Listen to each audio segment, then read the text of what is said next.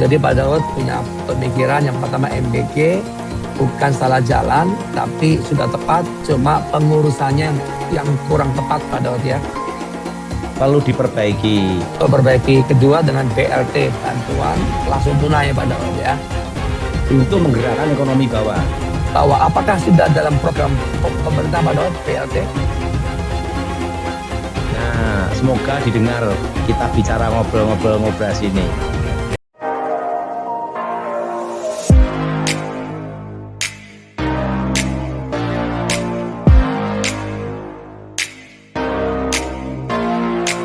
Shalom sahabat John Pregador. Senang sekali bisa bertemu kembali dengan sahabat di channel ini. Terima kasih sahabat sudah mendukung channel ini sampai hari ini. Saya berdoa kepada Tuhan, kiranya Tuhanlah yang membalas dan memberkati kita semua. Pada kesempatan kali ini kita akan dilayani oleh seseorang yang tentu pasti akan memberkati kita. Oleh sebab itu, mari kita dengarkan baik-baik pesan yang akan dibagikan. Bila perlu kita catat dan kita bagikan kepada orang-orang yang kita kasihi, sehingga mereka juga mendapat berkat seperti kita. Baiklah, langsung saja kita dengarkan pesan penting yang akan memberkati kita semua oleh seorang yang dipakai Tuhan luar biasa. Namun sebelumnya, mari kita berdoa. Tuhan, terima kasih buat kesempatan kali ini kami akan mendengarkan sesuatu pesan yang sangat penting yang tentu pasti akan memberkati kami. Berkatilah hambamu ini, anakmu ini, sehingga boleh menyampaikan isi hatimu dengan baik, dan berkati pendengar setia John Pregador. Terima kasih Tuhan, kami siap mendengarkan pesan penting ini. Demi nama Yesus. Amin. Aman. Nah, kalau dolar sudah sampai 30 repo, nah itu hyper Thomas. Hyper ya, tapi Itu makanya kita namanya masuk ke krisis ya. Krisis ekonomi. Nah, Ekonomi. itu yang berat Thomas. Ya, Jadi ingat, kalau tahun ini apa yang terjadi? Perlambatan ekonomi. ya berarti daya beli masyarakat sudah mulai turun Pak Daud ya. Nah, untuk Wait and menggerakkan see. ekonomi gimana caranya Thomas? Ada Thomas. Yaitu cara menggerakkan ekonomi harus pemerintah memberi stimulus. Stimulus ya. Ada Terus? dua cara Thomas. Ada dua cara ya Pak Daud. Yang Pertama yaitu mengoptimalkan dan efisiensi dan memperbaiki MBG Thomas. MBG. Ya, Sistemnya diperbaiki. betul. Karena MBG ini bermanfaat dari mana Thomas? Supaya ekonomi bergerak, terutama Bergerak, ya. peternak ayam dan telur. Ya, Peternak ayam dan apa Thomas? telur. Peternak ayam dan telur. Kedua sayur. Sayur. Ketiga Regulasi. buah-buahan. Buah-buahan. Ketiga ikan. Ikan. Otomatis untuk menggerakkan apa Thomas? Ekonomi. Tetapi sistemnya perlu diperbaiki. Betul. Ingat kalau kemarin itu bukan salah jalan, tapi salah urus. Apa Salah Thomas? urus. Kemarin ini bukan Yang salah salah. jalan, tapi salah urus ya Pak Daud. Nah, kalau yang kemarin itu bukan salah jalan, jalan sudah benar, tujuan sudah Salah benar, urus. tetapi salah urus. Salah urus. Karena apa? Oknum, apa Thomas? Oknumnya terlalu banyak. Oknumnya ini yang bermasalah. Nah, jadi MBG ini gimana? Harus tetap jalan. Kenapa jalan? Untuk menggerakkan ekonomi, hanya memperbaiki sistemnya, Thomas. Betul. Hanya apa, Thomas? Perbaiki sistemnya Pak. Memperbaiki apa, Thomas? Sistemnya Pak Daud. MBG ini gimana? Itu menggerakkan ekonomi, Thomas. Betul. Jadi sangat membantu Tetap. untuk pergerakan ekonomi ya. Ya, tetapi harus ada perbaikan pengurusan supaya tidak apa? Supaya tidak salah urus. Salah Jelas, urus. Thomas? Ya. Jelas, Thomas? Jelas Pak Daud. Jadi MBG sudah benar, jalannya cuma tinggal salah pengurusannya Pak Daud ya. Memperbaiki manajemennya, sistemnya, Betul. seleksinya, orang-orangnya. Nah, itu jadi MBG ini menurut saya jalan sudah benar. Ya, tinggal orang-orangnya aja Pak Daud ya. tinggal pengurusannya diberesin supaya jangan Yes. salah urus lagi. Betul. Manajemennya dan sistemnya, Ya, efisiensinya, lokasinya, anggarannya semua harus jelas semua. betul. Betul Thomas? Betul Pak Daud. Nah, kedua ada lagi, yaitu memberikan BLT, bantuan langsung tunai. Oh, jadi selain MBG juga ada bantuan BLT, bantuan langsung tunai Pak Daud ya. Supaya menggerakkan Ekonomi. menengah bawah, terutama bawah. Yes. Bawah ya. Bagaimana Thomas? Luar biasa Pak Daud. Jadi Pak Daud punya pemikiran yang pertama MBG bukan salah jalan, tapi sudah tepat. Cuma pengurusannya yang kurang tepat Pak Daud ya. Perlu diperbaiki. Perbaiki. Kedua dengan BLT, bantuan langsung tunai Pak Daud ya. Untuk menggerakkan ekonomi bawah. Bahwa apakah sudah dalam program pemerintah Pak Daud BLT? Nah, semoga didengar kita bicara ngobrol-ngobrol sini. Yes, haleluya. Dalam ngopi bareng ini ya, semoga nanti ada pemerintah yang mendengar Yang pertama obrolan itu. kita ini. Dan yang kedua adalah kita, Mas. Ya, yang ketiga Pak Daud. Yang ketiga ya. Ya, Import harus satu pintu. ya import harus satu pintu ya. Nah, impor satu pintu itu untuk apa? Mengendalikan ilegal impor. Ya, Dan yang kedua, Thomas perlu tahu bahwa impor satu pintu ini semua pengiriman sama seperti biasa, tetapi pengurusan itu hanya satu pintu. betul. Dan itu pun pakai sistem supaya tidak ada yang korupsi.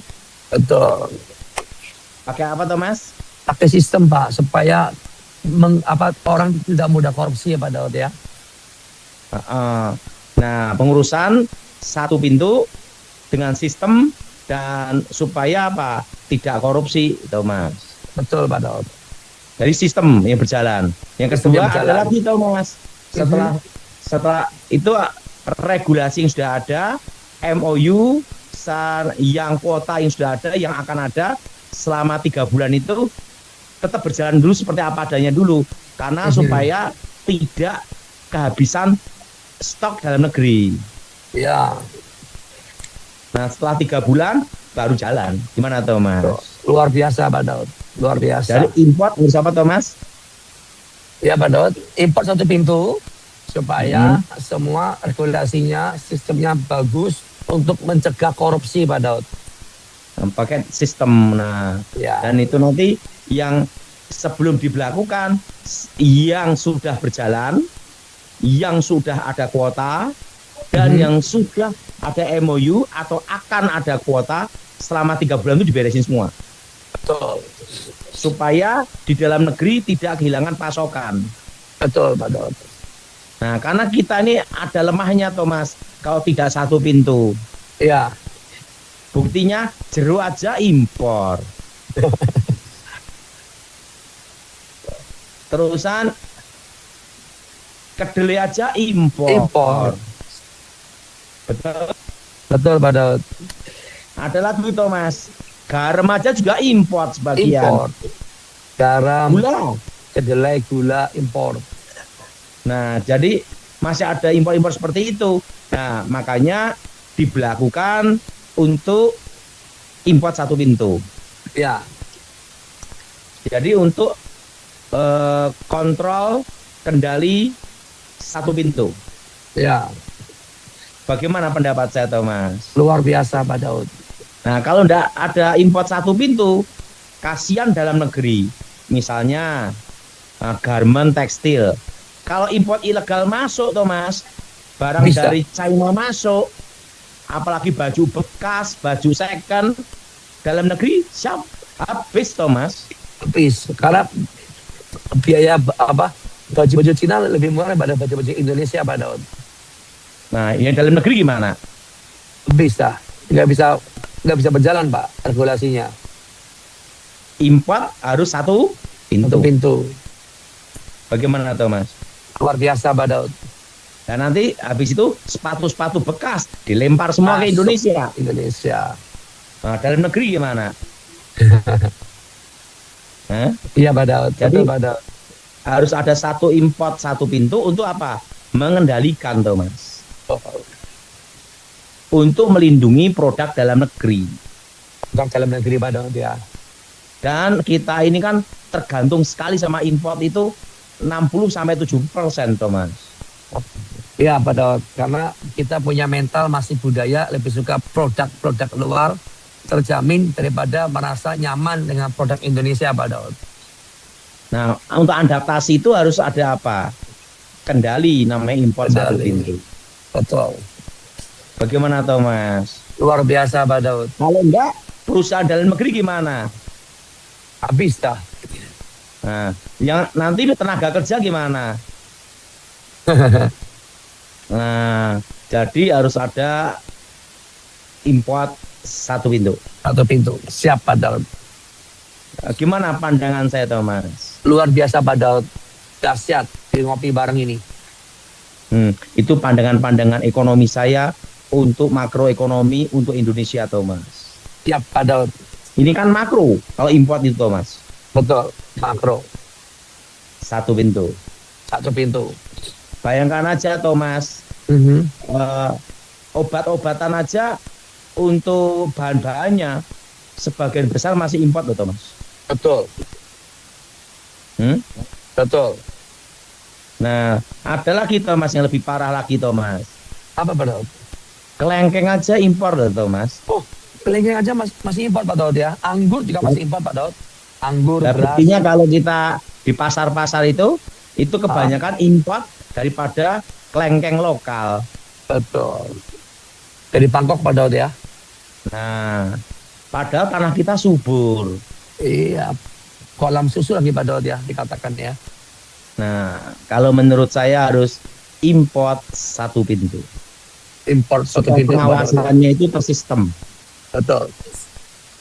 Nah, kalau enggak, nah negara kita mudah digoyang oleh luar negeri, Thomas. Betul Pak Daud. Karena apa? Tergantung sama luar, impor. Betul. Nah, jadi harus kita mandiri. Program Pak Prabowo ketahanan pangan itu benar sekali, Thomas. Mhm. Jadi program presiden kita Pak Prabowo ketahanan pangan itu benar. Kenapa?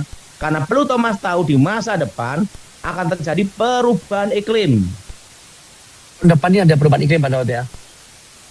Itu akan dimulai di tahun 2029-2030 ke atas.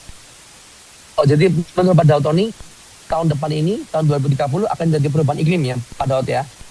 Sampai 2035 ke atas. Apa Dan Pak Daud? dunia menuju krisis air. Oh iya Pak Daud kan pernah memprediksi akan terjadi krisis air ya Pak Daud ya. Tahun Karena 2035 ya. Karena banyak pembangunan data center. Oh. Dan Iya itu Pak Daud. nanti akan mempengaruhi iklim cuaca dengan banyaknya data center di seluruh dunia, Thomas. Ya. Paham di sini, Thomas? Yes Pak Daud. Jadi karena akan banyak pembangunan data center, maka tahun 2035 ke atas perubahan iklim membuat jadi ada krisis air Pak Daud ya. Tapi itu di 2035 ke atas, Thomas. Betul. Ya tapi kan nggak lama lagi Pak Daud. Jadi nanti sebenarnya, Thomas, data center nanti alternatifnya di masa depan akan dibangun di pinggir laut. Oh. Dan itu nanti kan harus ada kabel optiknya. Ya. Nah, nanti di masa depan nanti data center itu banyak ada di pinggir laut. Karena apa? Di pinggir laut Untuk ya. mengubah air laut menjadi air tawar untuk pendingin, Thomas, untuk data center. Oke. Jadi di masa depan nanti data center itu banyak ada di pinggir laut atau pulau-pulau yang pinggir laut, Thomas.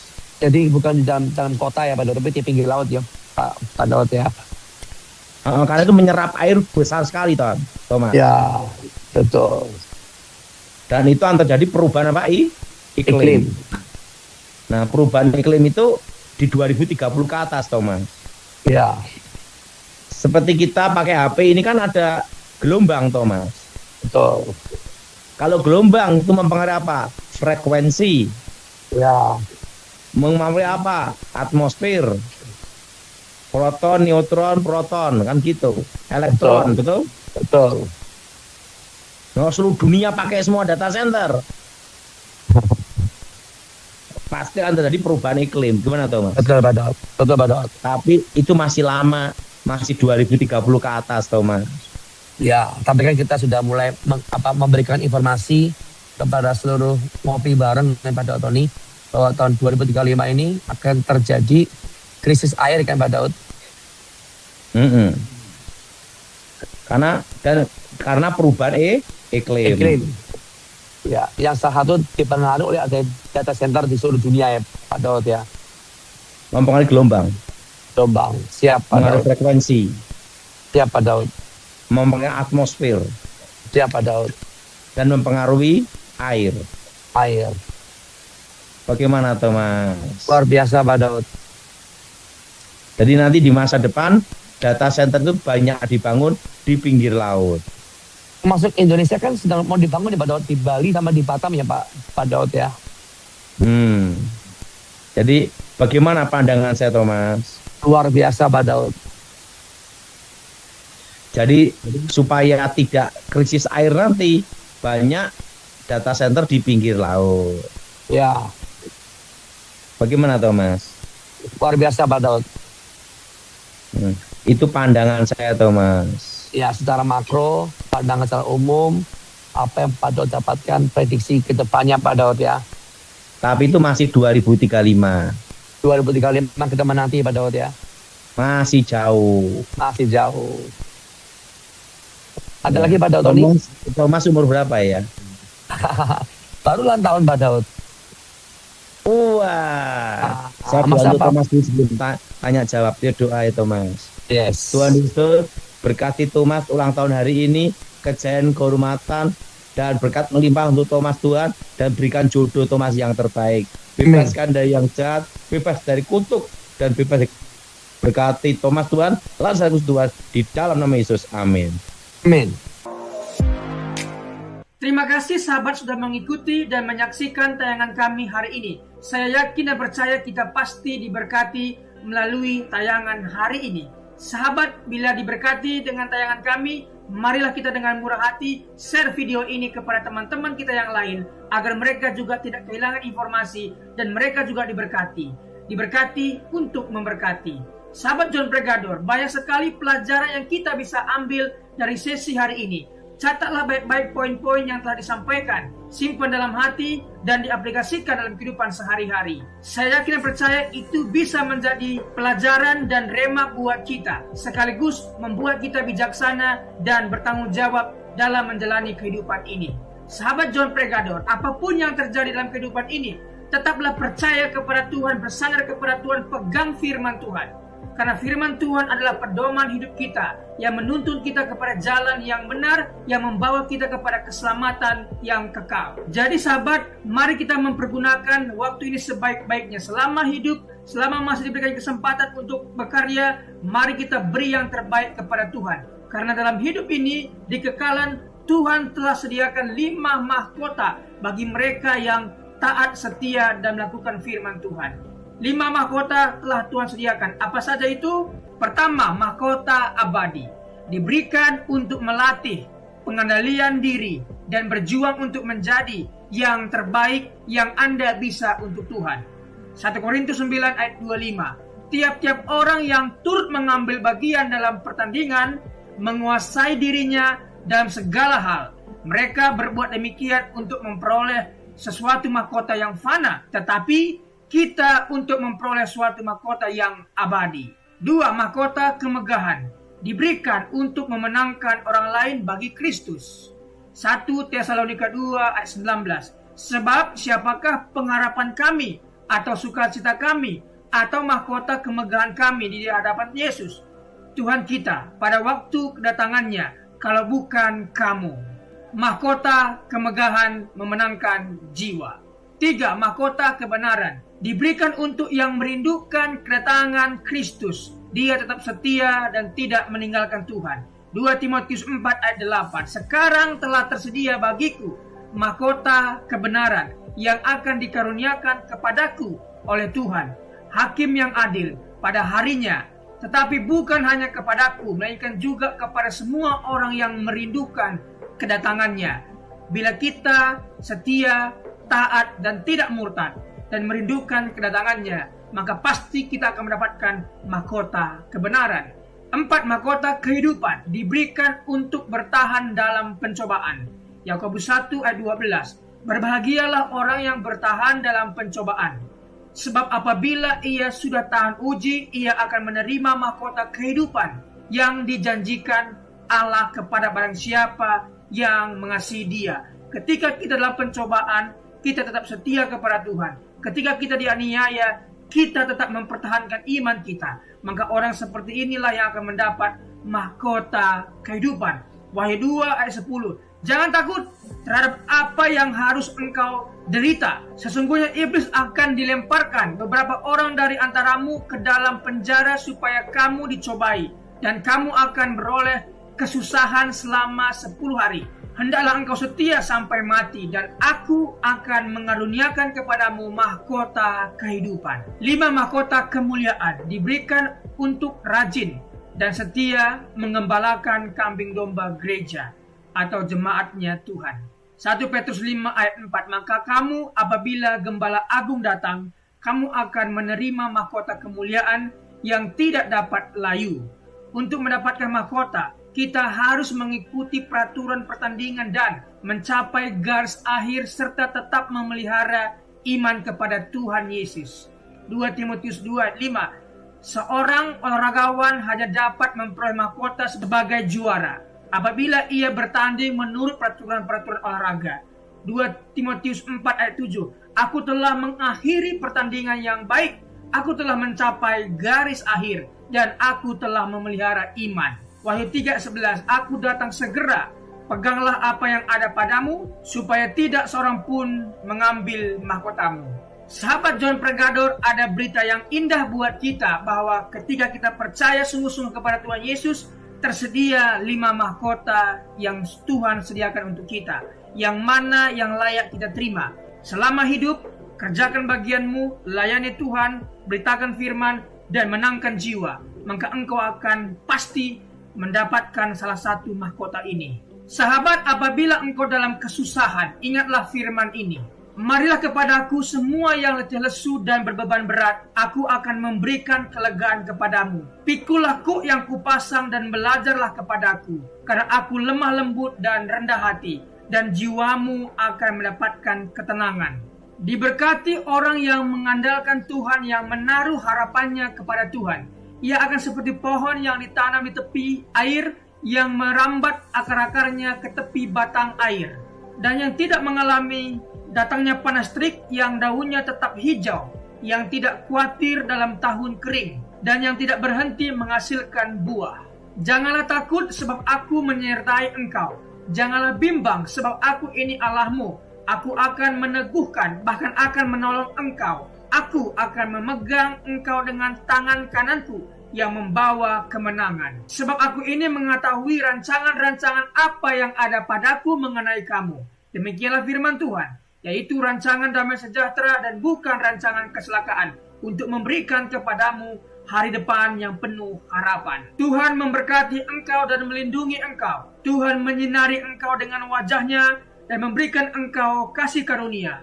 Tuhan menghadapkan wajahnya kepadamu dan memberikan engkau damai sejahtera. Tetaplah berpegang pada janji Tuhan. Diberkati sahabat John Pregador dimanapun berada. Pekerjaan apapun yang sedang dikerjakan, Tuhan buat berhasil. Darah Yesus bukan dalam berkat, keberuntungan, keberhasilan, masa depan yang penuh harapan diberikan Tuhan kepada setiap pendengar setia John Pregador.